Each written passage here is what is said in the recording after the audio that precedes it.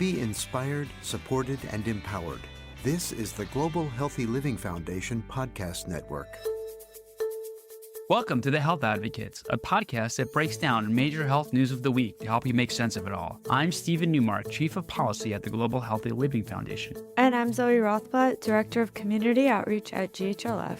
Our goal is to help you understand what's happening in the healthcare world to help you make informed decisions to live your best life. And Steven, it's been a minute since it's been just us two, but we're original recipe today. Yeah, there it is. So let's dive in. There's probably a lot of news to cover, right? Let's see what's happening out there. We have some news on infectious disease updates, vaccines, and more. So why don't you kick us off? Sure. Well, speaking of infectious disease, the number one, perhaps new issue of the day is bird flu. That's the H5N1 bird flu is sickening dairy cattle throughout the United States, and state and federal authorities have detected the flu in 12 states in cattle. And there have been a few human infections confirmed that are connected to the farms, but researchers do agree that there's probably an undercount given the limited testing on this flu. Yeah, just as a total side note, going off the beautiful outline here, I actually just read an article this morning how the count is very high in Michigan, but that is in part because Michigan has a very robust counting mechanism with their public health infrastructure up there. So it appears like as though there are perhaps more cases in certain parts of the country, but it's also likely due to better, if dare I say better, or more robust public health outreach and counting. Anyway, H5N1 is not a new virus, and knock wood, does not seem to be a big threat right now to humans. The virus is not very good at infecting humans, passing on to someone else. But as we've seen with COVID, we know how quickly this can change, and the opportunity to spread, if we don't contain it, could lead to mutations and make things really worse. Well, I guess the good news is that the U.S. does have vaccines against H5 viruses in its stockpile, and last month, government officials said almost 5 million doses are being filled and finished, so they could be ready for use, though right now there's no plan to give them to anyone yet because the CDC maintains its assessment that its risk to the general public is pretty low. Yeah, and I would just say that the best thing in public health when dealing with infectious disease is that it gets so tamped down so early on that the majority of the public never even hears about the disease or never thinks about the disease, which backfires, of course, when a disease like COVID starts to rage and folks do need to pay better attention in order to respond to it because it almost get this false sense of security that things are contained almost on their own when that's not necessarily the case. But in my career, which spans a few decades now, I've seen a swine flu, I've seen the avian flu that came from Asia several times, I've seen Ebola, Zika virus, and in those instances, they were able to be tamped down so early on that it never became a pandemic the way COVID did. COVID, unfortunately, was not tamped down. It started, as we know, in China. China, through various, let's say, anti-public health measures, did not properly tamp down the virus, and it was highly contagious, and it became what it became. So hopefully this falls into the earlier category, and in particular, we hope that happens because in a post-COVID world, I don't know how the general public could respond to another large-scale infectious disease. Right. I was going to ask, do you think there's like more eyes on this or like a more fear around this because of our experience that we just had with COVID? Perhaps a little bit. But I also think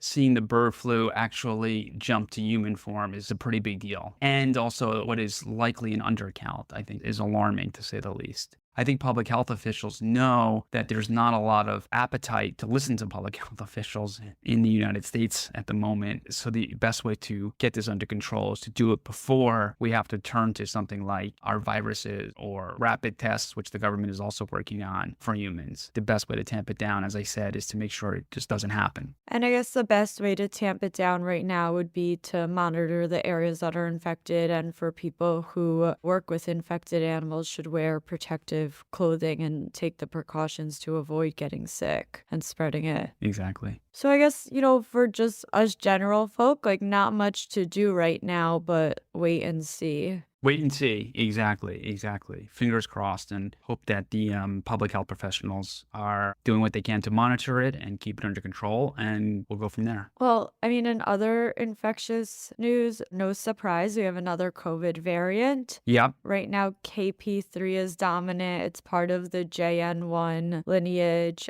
It's the same old. Deaths and hospitalizations have declined, but emergency room visits are on the rise. It doesn't seem more dangerous than anything in the past. So just like Yeah. kind of the state of COVID remains the same. Yeah, the state of COVID is that there's COVID. It's like saying the state of the flu is that there's the flu. The state of the common cold is that there's a common cold. And that's just the way it's going to be forever. Yeah, well, I guess that just does lead us into our next bit of news, though, is learning about the current strains, I guess, influences our vaccine strategy. So recently, the FDA panel recommended that the new COVID fall vaccines are designed for this JN1 lineage. Yeah, well, that's good. We're staying on top of it. We'll have the proper vaccine, hopefully for the fall. The CDC still needs to vote on the recommendations, but the evidence was presented during meetings showing that the JN1 vaccines offer greater protection against the dominant variants than the currently available vaccines. So hopefully we'll be getting newer and better improved vaccines to fight the newer and the worse, if you will,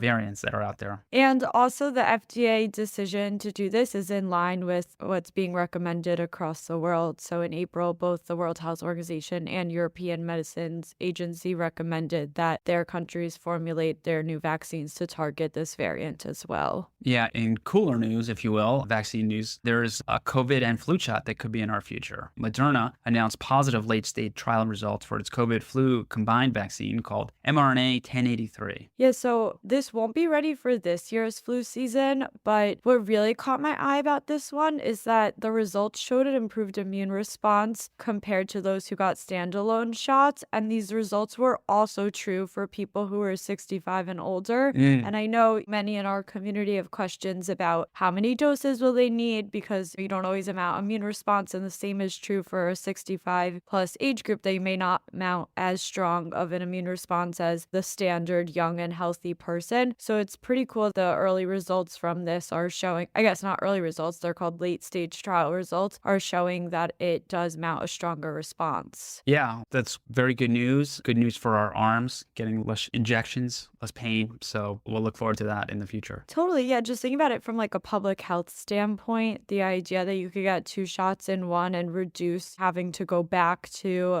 the pharmacy, it just probably increases the amount of people that will be protected. Totally, which is great for everyone, right? Which is great for all of us. Yeah, because not everyone can take off from work, get an appointment, or like the kids are in school. Like who knows what barrier you're experiencing to getting all of the shots, and just making it as simple as possible is better for our community health. Definitely. Simple is good. Other vaccine news, the FDA has expanded RSV vaccine approval to high-risk adults ages 50 to 59. So this is for people who are at increased risks of getting severely sick. The shot was first approved in May 2023 for people 60 and older, and we're just excited to see it go to a different age group that could help protect people. Yeah, absolutely. So yeah, like you said, it was originally approved for folks 60 and over, and now it'll be 50 and over. So that'll be good and be helpful for those who need it. And like we mentioned above, CDC still has to come in and vote on the recommendation, so it's not available just yet, but we could expect it to be soon. Yeah, that'll be interesting to see. In other news, earlier in June, there was a congressional subcommittee held hearings regarding, I guess ostensibly regarding the origins of COVID-19, and included top officials from the National Institutes of Health, along with Dr. Anthony Fauci. There was some acknowledgement that some key parts of the public health guidance that their agencies promoted during the first year of the COVID-19 pandemic were not necessarily backed up by solid science. Let's be honest, it was a fast-moving time, and people had to react, but hauled before Congress, things got a little tricky to say the least. Yeah, so let's break it down. Like, what exactly were the parts that they said were not backed up by science? So first and foremost, the subcommittee blamed Fauci for the 6-foot policy, and Fauci responded saying that he was unaware of studies supporting the 6-foot social distancing guidelines. He then clarified that it wasn't based on randomized controlled trials. So just a few things to say about that. First and foremost, the 6-foot guideline was not decided by Fauci. It was a decision by the CDC. The second thing is this was not a policy that was decided out of thin air. This was a policy that was developed during the George W. Bush administration. It was part of their pandemic playbook in 2007. It was based on knowledge of the flu at the time, dealing with the droplets, and finding that 6 feet was appropriate for a pandemic that would involve transmission of droplets rather than aerosols, which is what COVID-19 was. So given that COVID-19 was a novel virus, pulling from an old pandemic playbook probably was the simplest and easiest thing to do in that particular moment. In retrospect, 6 feet was not the perfect distance. Again, when you're in the middle of an emergency, you're not going to get everything right. That's just how it is. And in terms of a randomized randomized controlled trial, you can't get that in the middle of an emergency. We were literally losing thousands of people per day. I think at its height, I hope I don't get this wrong, I think it was 3,500 people were dying. You got to move quickly, and you don't always have the optimal information at your fingertips when that's happening. That's why you prepare in advance as much as possible to pull out the playbook. But you can only prepare for what you can prepare for, if that makes sense. And COVID-19 was novel. Totally. And just to highlight exactly what you're saying there, like the main goal at the time was also just keeping people out of the hospital because the hospitals were so overwhelmed. And I feel like when we think about public health, like a line that stands out in my head is like the greatest good for the greatest number of people. And like at that time, that's what we thought, like the 6 feet pulling from the playbook would be the greatest good for the greatest number of people. And it's important to be critical and look back at what we did, but also understanding that we did what we did with the information that we had.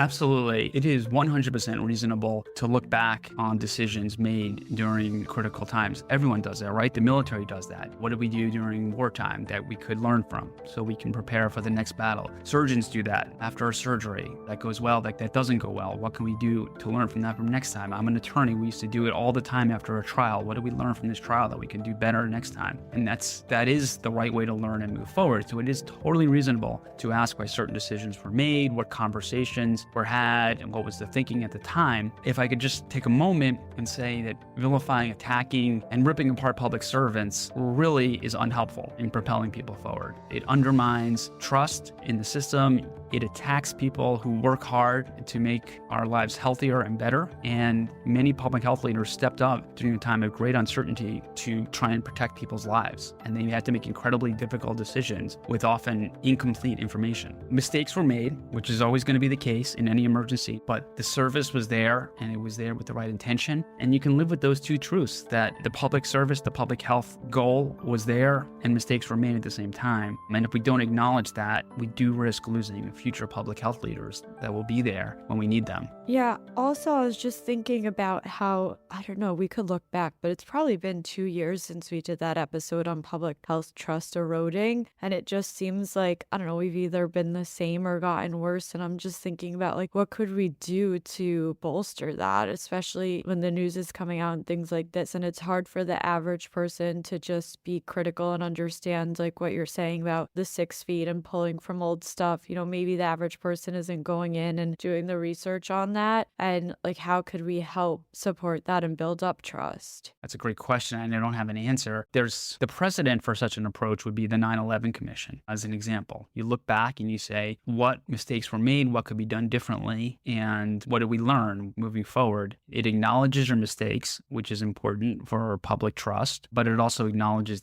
who the experts are. However, as each month passes, the likelihood of something like that coming to fruition is dissipating quickly, to say the least. So beyond that, I don't know the answer other than to just maybe time is really what it is. Hope beyond hope that we don't have another pandemic anytime in the near future, and that we're able to sort of use that intervening period of time to rebuild the trust over the years. And I guess there's also this element of, you know, it's easy to forget, and there's still a lot of advocates in the community talking about this, but I guess like in March 2020, a lot of people in our community who live with autoimmune underlying conditions, including myself, were scared. Like, if you walk outside, you're going to die. Totally. And I don't know, looking back, it's like, I don't think any of us in our community would have been upset that we were overly cautious, because we all were acting overly cautious because we were so scared and didn't know. And there's like a difference between trusting in public health when you already have a health condition versus just being like a regular person that isn't really focused on their well-being so much. Yeah, there's a sense of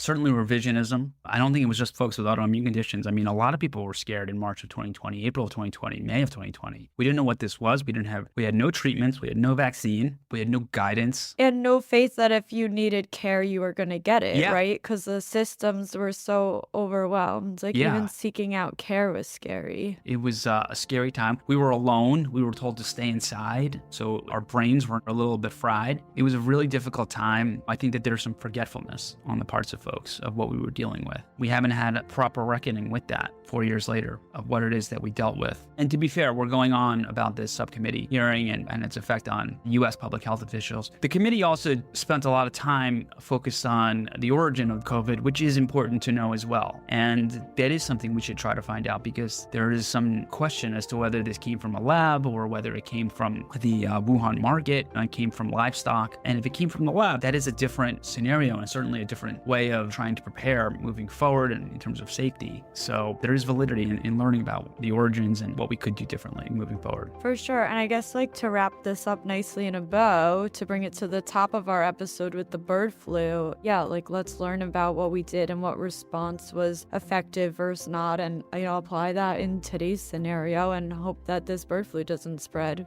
Absolutely. I know. I hate to say our best bet is to keep our fingers crossed. Haha, toes too.